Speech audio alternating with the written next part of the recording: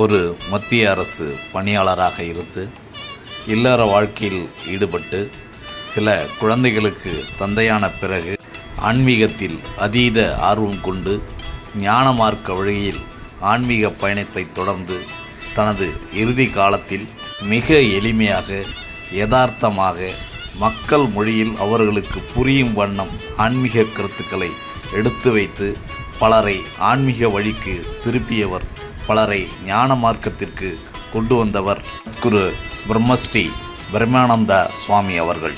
திருவள்ளூரை அடுத்த மணவாள நகர் என்கிற பகுதியை தாண்டி போலிவாக்கம் என்கிற சிறு கிராமத்தில் தனது ஆசிரமத்தையும் ஒரு முருகன் கோயிலையும் அமைத்து கொண்டு எளிமையாக வாழ்ந்த அவர் தமிழ் தெரிந்த உலக மக்கள் அனைவருமே தன் பால் இழுத்தவர்.